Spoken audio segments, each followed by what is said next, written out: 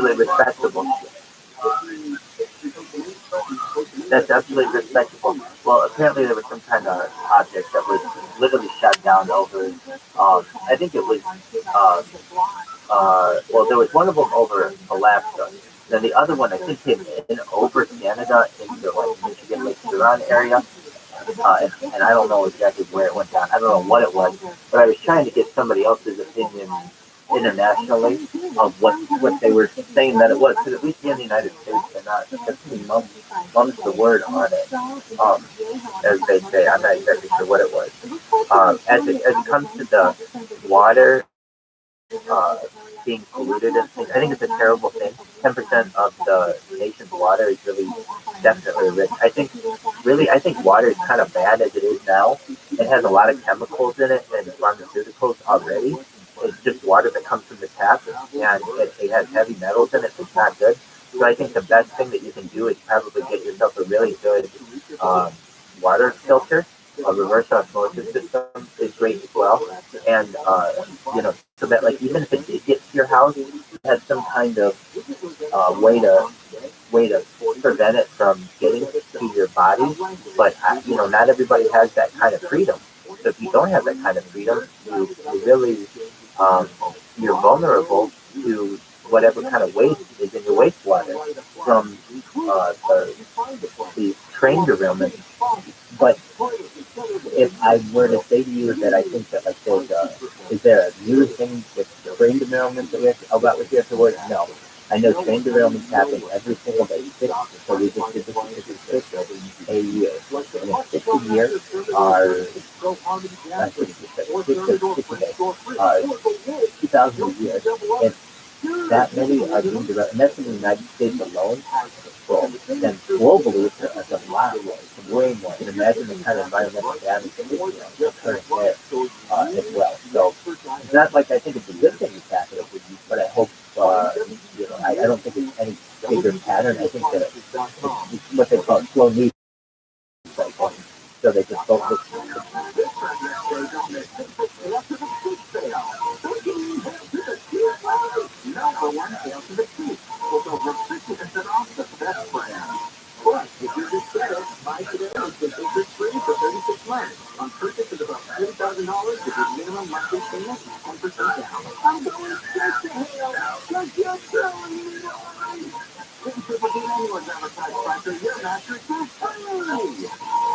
Well, I'm someone. You know what a pneumatic tube is?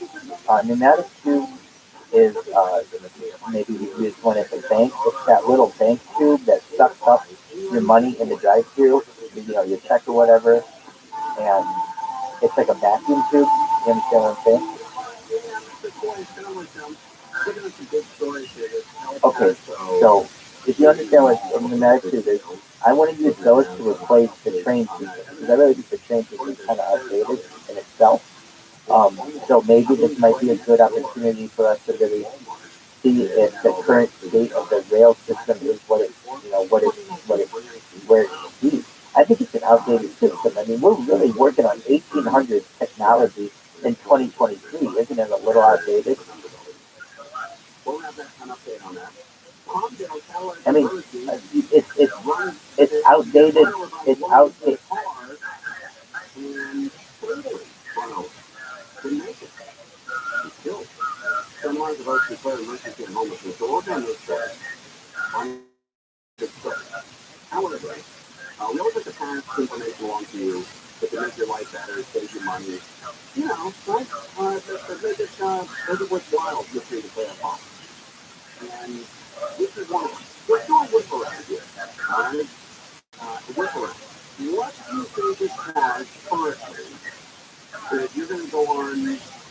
Or like a train that's like a drone, that like basically has a space car.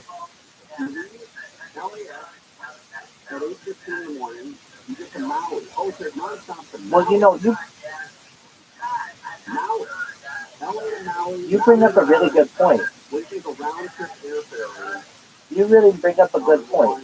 Here we are, at least as the media cycle is focusing on three train derailments. When you bring up a really good point, 2,000 are happening in the United States alone. Why are on a yearly basis? Why aren't we looking into that and to say it should be zero? We should have no issues here.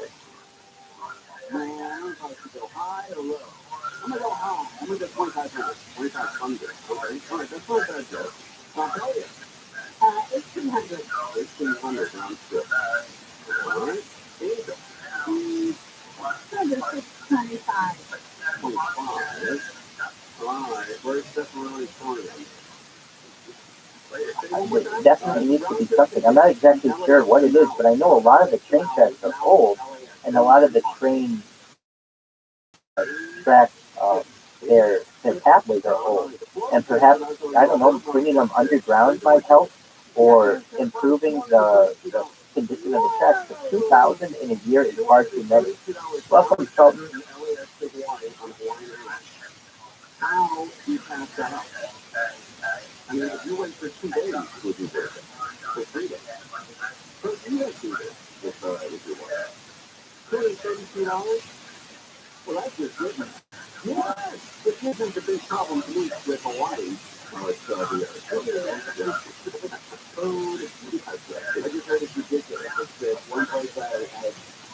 Oh, I understand that, but it's like, why are we still using wood? Why are we using metal on these things? You know, I mean, wood is going to rot eventually. Metal at least could be around for a lot longer.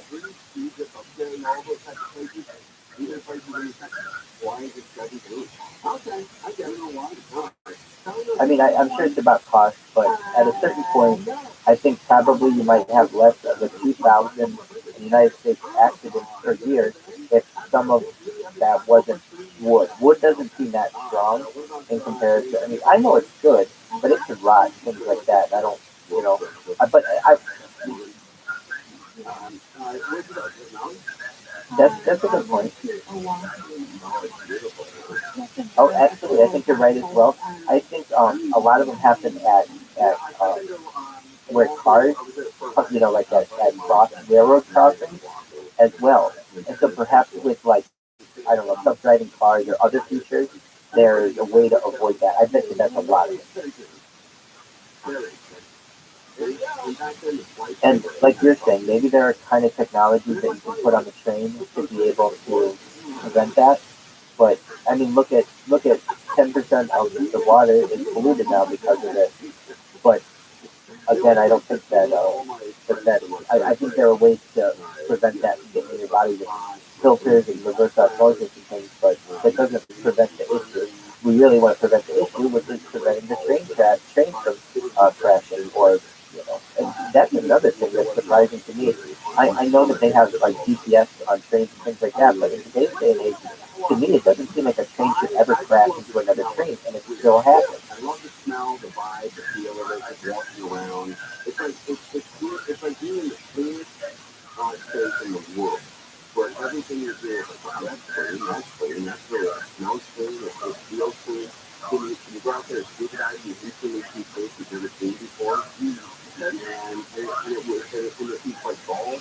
Wow.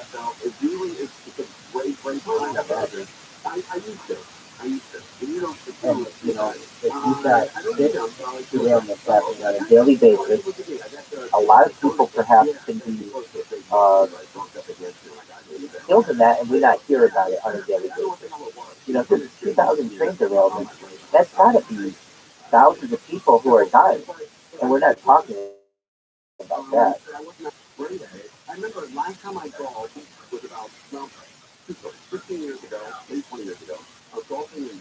What do I think about like DC or BC?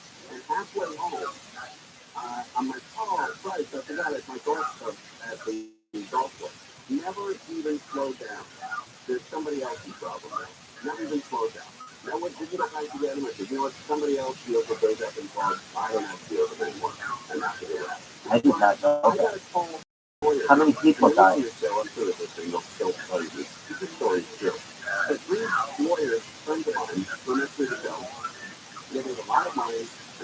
Oh my God! Did anybody live? That's terrible. It's one of those things, especially in like rural areas like that. If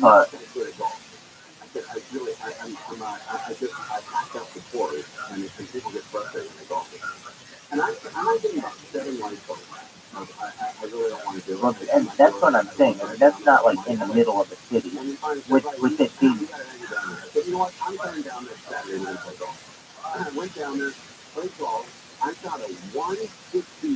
and I can imagine it kills a lot of people. What I'm trying to say is that when it's kind of farther away like that, they don't like how big was this city? What's the population?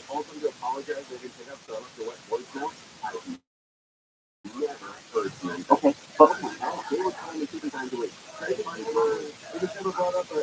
what I'm what I'm saying is, if it were Vancouver, I bet there'd be a lot more attention on it from the probably Canadian government and probably larger railway safety places. But it probably, even though it's a city and a lot of people, definitely, I think it probably was neglected a little bit, and that's unfortunate. I bet that's happening a lot out there, just because there are so many miles of tracks and anything can happen.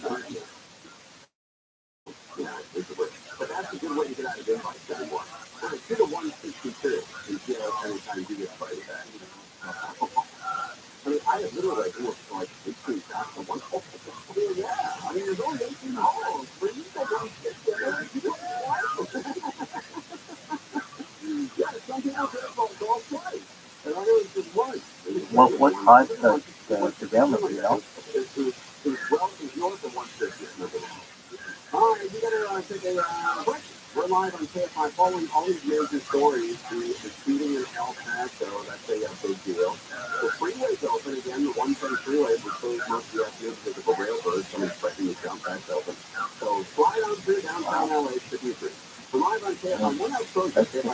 It's really terrible. How do you avoid that?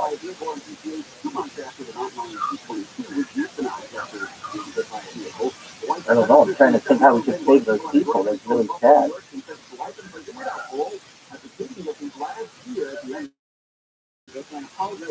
Well, I mean, like, the thing you can do is try to prevent it for the future and make rail safety, more prominent. People talk about self-driving cars, but they don't talk about self-driving trains. I mean, we think about trains being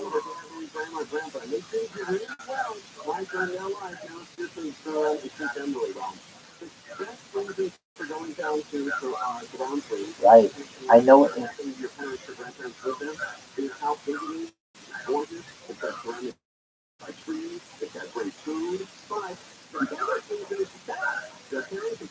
Exactly. Yeah, I mean, I know that I remember seeing cases in California of people texting on trains as the engineer and causing accidents. So I mean, and I'm sure people have done it drunk and caused accidents. But I'm not saying that you need like no human assistance in a train, but I think that it wouldn't be that hard, in my opinion, because trains, you know where they're going to be, and it's all on like a grid, like not necessarily a grid, like it's on two dimensions, that you could get it so that trains generally never ran into each other. There'd be some kind of warning system, but that doesn't currently exist, and I just think that that's something perhaps they can implement. Like basically, what I'm saying is on every container there could be a little GPS on it, and a when the locomotive is anywhere near on another one of those GPS tags from another train, then it knows that it should not continue or whatever, slow down or whatever, and try to prevent some of those things. Because, I don't want to hear entire cities being wiped out for unfortunate events that really somewhat seem like they could be prevented with modern technology. Cool. I have been to Canada once. Where in Canada are you? May I ask? I've been to Windsor. Not Windsor. Yeah, Windsor. Oh, so you're on the West Coast, right? That's amazing. I hear it's beautiful there, Vancouver and such. Well, uh, very cool. Well, I stream my life 24 hours a day, 7 days a week, 365 days a year for more than 2 years for World Peace.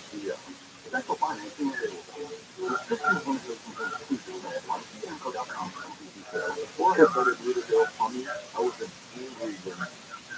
Yeah, exactly. John Lennon, you're exactly right. That's 100% right. I'm doing it for World Peace. I'm in my second year of it. Like I say, 666. I'm live on YouTube. You can watch me whenever you want. Have you seen the Truman Show? So it's just like that movie. You can watch me on 5 different angles. I go to the bathroom on camera. I shower on camera. I,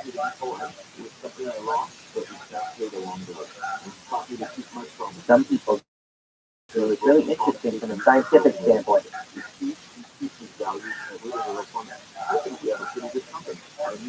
I do too. I do too. Maybe one day we'll have behind the scenes action. But no, I mean, I shower on camera. I go to the bathroom on camera. I watch on camera. I eat on camera. I sleep on camera. I bath on camera. Everything's on camera. So it's basically like a human zoo. And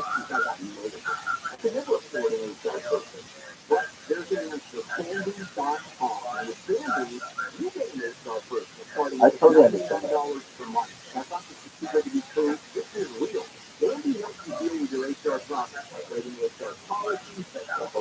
Hey, I understand that each their own, but some people are down. So let's not, we'll give them their opportunity. But I understand what you're saying.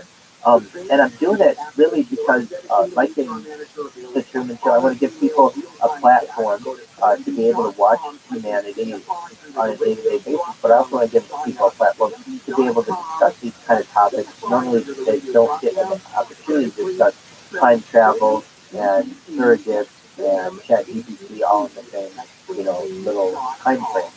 So this gives people a new opportunity. And I have more content online than any person in global history. I've been streaming so much. So what does that mean? That means that you can literally watch me on any different, angle going back 2 years. So that goes back to the pandemic. I got like my reaction to when the Queen died on camera. I got all kinds of interesting things on camera. When normally you don't get to see someone, and the thing is like how much of it is interesting. Right now, maybe not everybody thinks of it as being interesting, but you watch, content is king, data is king, and whoever has the most amount of data will have the top commodity.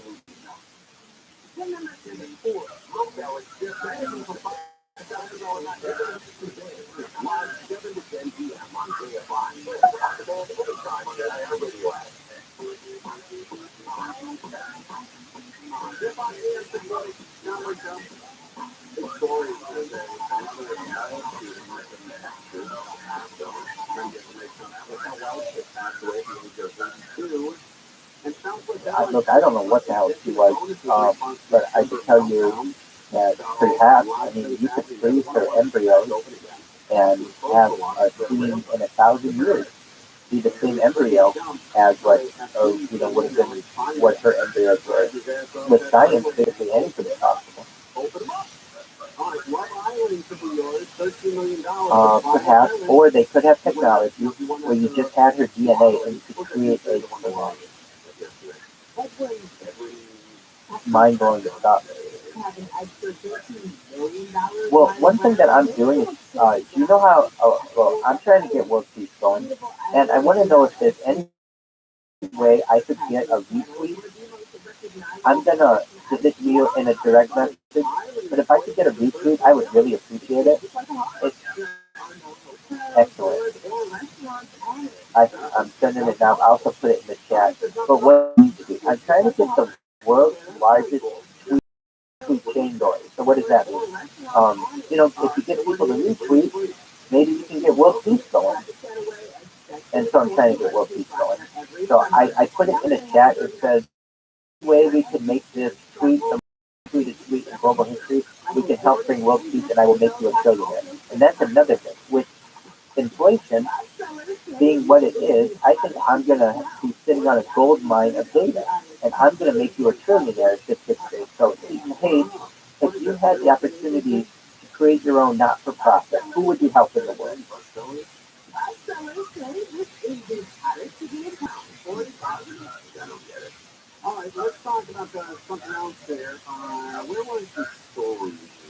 There you go. So, like, people people in Gambia in Africa each started not-for-profit to help with hunger, right? That's a beautiful thing. You're a really sweet person. A lot of people would be selfish, but you wanted to give to other people.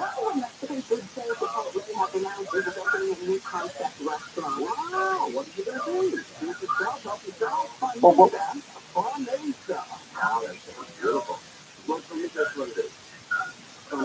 well, you'll have the money to go there and see if they're really starving. If they are, you take them out for dinner and then get them, No, but you have enough money to do both. Honestly, if you think about the amount of data that I have, it's more than anyone in global history. And if you know anything about data, it's the number one commodity. So people will want this data big time. Why? Because in the future, you won't be able to just have, I have 36 YouTube accounts. I have over 1,000 TikTok accounts. You won't be able to do that in the future. Just create as many accounts as you want, be online whenever you want.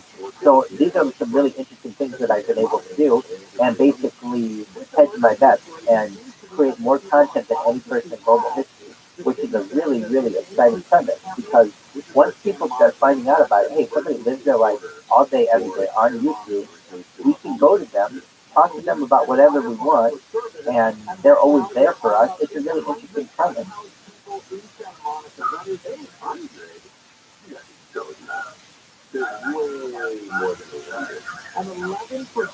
That's great, and I think that that is a smart thing to do. As you, as you know, you can get blocked for any reason. These are private companies, so it's always to have backup. And I mean, are you on TikTok or YouTube?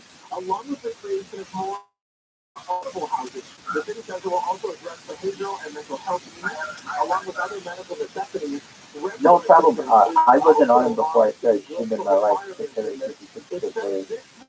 Um, I definitely understand the hesitancy. I don't know if the hesitancy. You're on Twitter Spaces, which you're out there more than 99% of anyone. But if you have the opportunity, it's an exciting, world out there of social media. Um, and, it's important. I don't know, like, do you have a brand or you're just kind of like an independent content creator?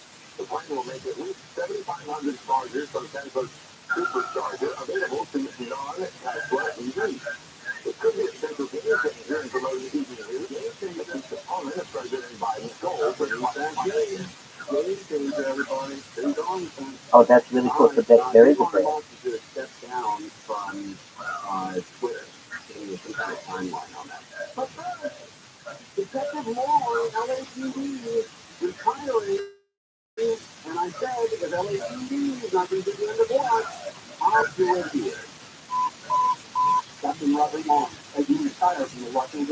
And then, so you help him with that, but you're just basically out for good conversation and stuff, right?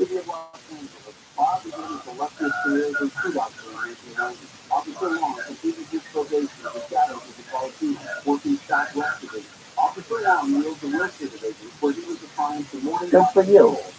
Well, you know what? I'm glad.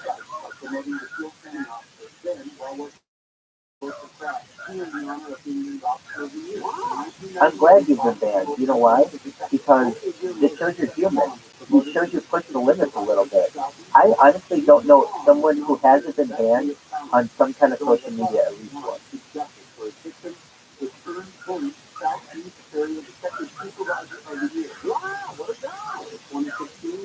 Oh, so it was a familial ban. Well, that's a ban nonetheless.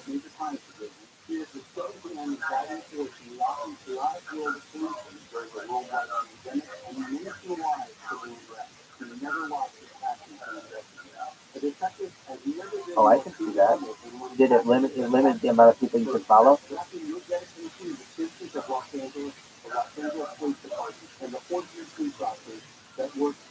Well, that doesn't seem like a bad thing.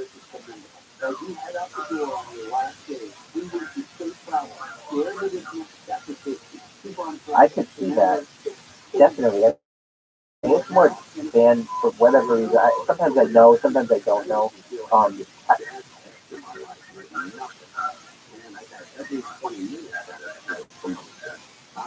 why?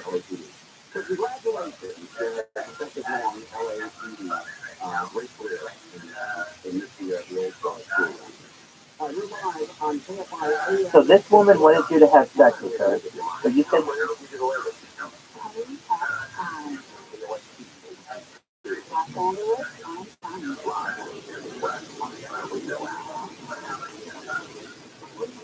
nice. So you're sliding back in the DMs, as they say.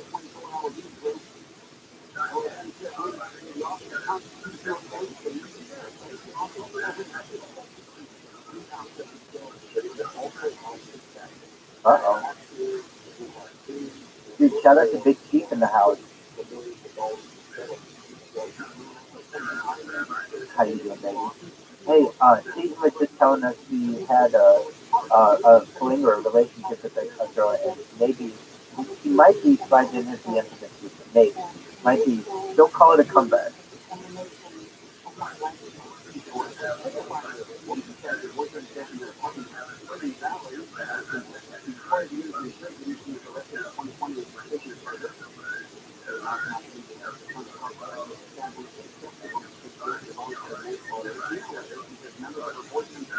Hey, shit happens. What would you think?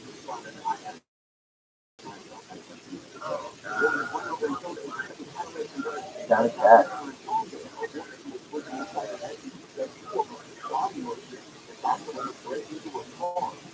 Wow.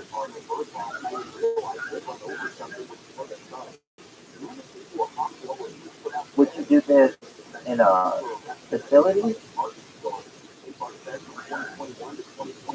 I'm like, where was it? Was it a karaoke bar? Oh, cool. Very cool.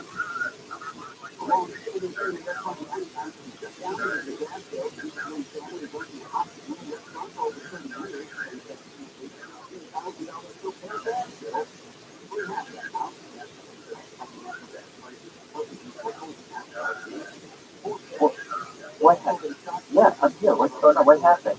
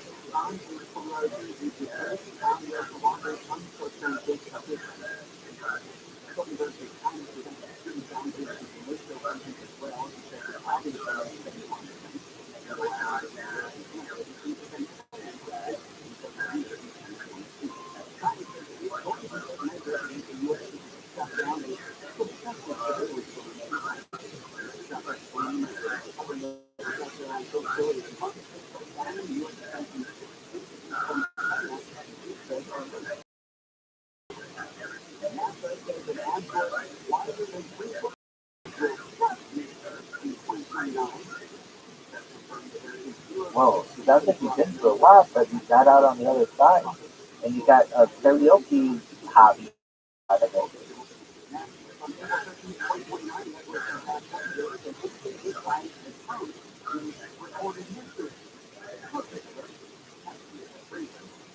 And that's the key to life: is not caring what other people think, and doing what makes you happy.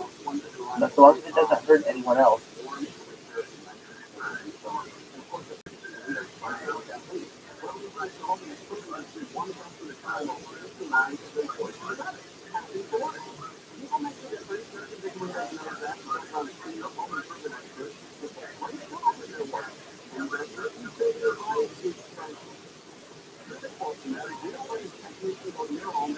the Bobby McFerrin song "Don't Worry, Be Happy."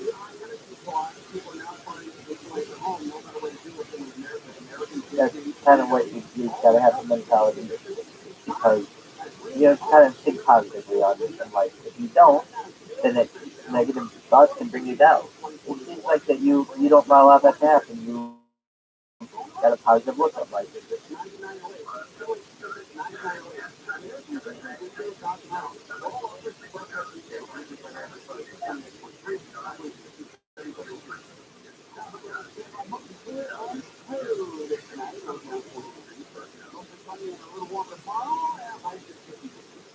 I definitely understand what you're saying. Do you? So you were talking. We were talking about Neuralink, and you're like, dude, no matter what, don't give me Neuralink, and we're not going to give you Neuralink.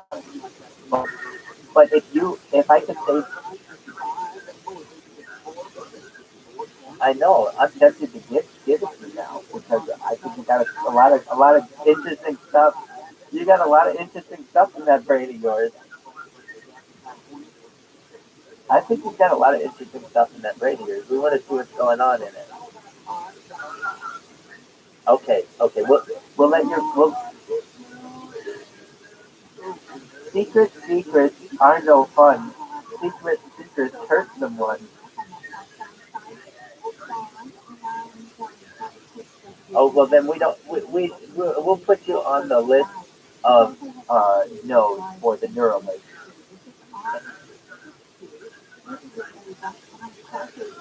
There you go. Yeah, exactly.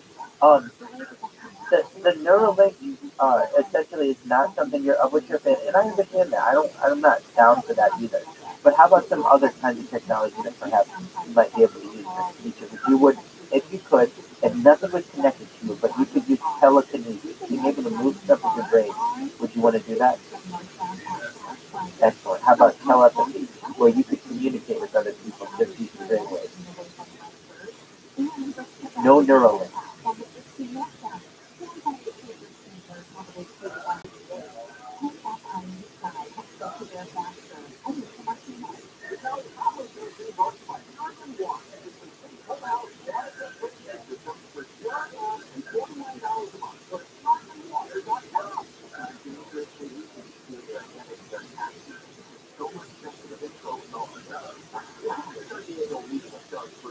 No, I definitely understand what you're saying. Um, what if,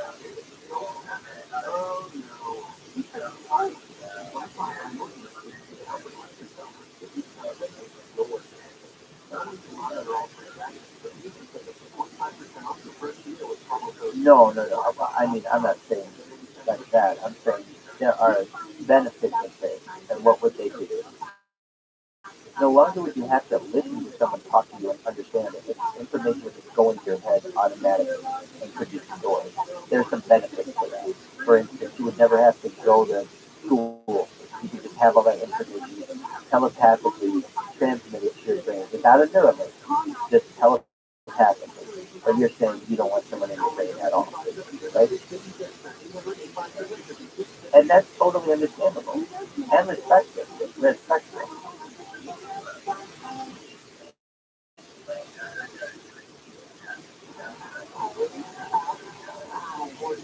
Hey, it's a good thing to have whatever kind of defense weapon you need. I'm not saying I want to get in your brain. I'm saying in the future, I think people will want this for themselves, and I'm asking you if you something that you're interested. And it sounds like yeah, it's not something in which you're interested. How about something like a space elevator? Would you take a space elevator, or perhaps a space plane? Okay, so it sounds like you're into like being able to do stuff with technology. You just don't want it necessarily going inside you, and I think that's totally cool. You're kind of like my body, my choice, right? I think that's totally respectable. That's how I am as well. When it comes to like for instance, an idea like a, a tube that links Asia and the Americas through the Bering Strait. Are you a fan of doing something like that?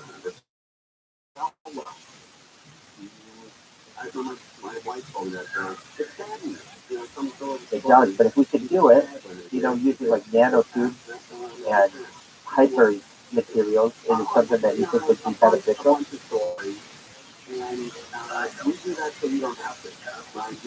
Oh, okay. That's been around a long time. You don't think they should have built it up?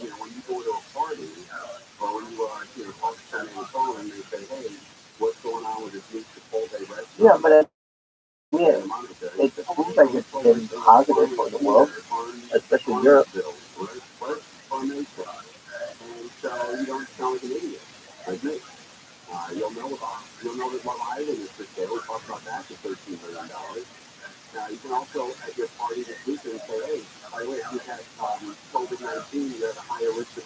Well, that's true. I mean, in times of war, certainly you're going to have international incidents that perhaps prevent usage of transportation, use of transportation. But I mean, it does seem like in times of peace, it's very positive.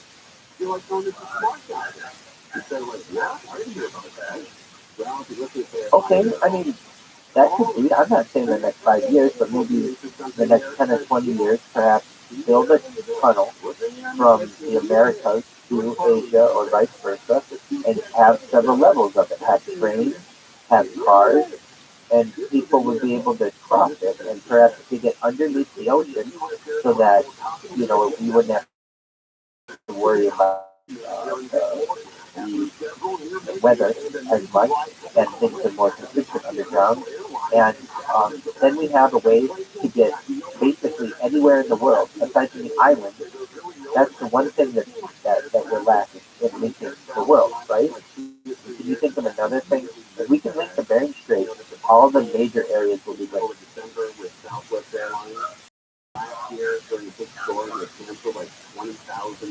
And we can bomb it anytime we wanted to as well. That's definitely an option. Why would you want to bomb it though? It seems like it would be beneficial for humanity.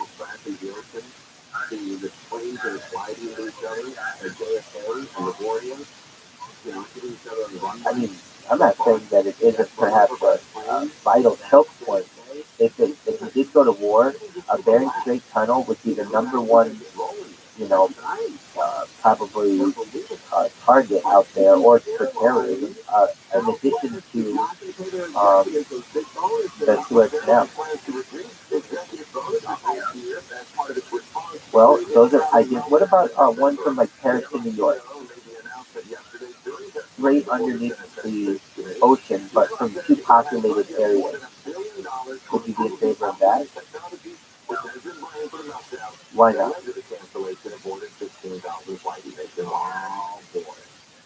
Okay, so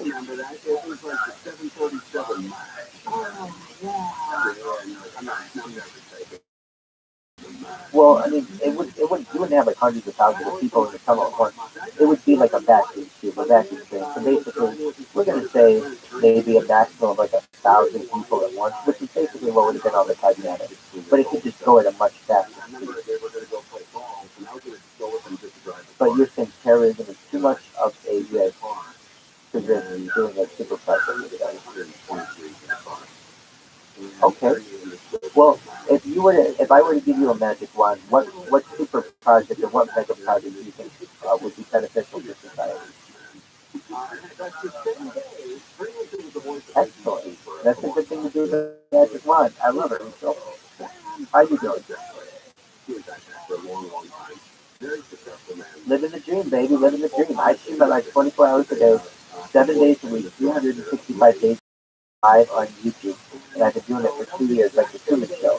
So you can watch my life whenever you want. It's quite interesting. So we're talking about futurology, and Steve and I was just giving Steve an opportunity with a magic wand to do anything he wanted with it. And it seems like Rachel would say, pull a rabbit out of a hat. Steve, is that what you would do as well?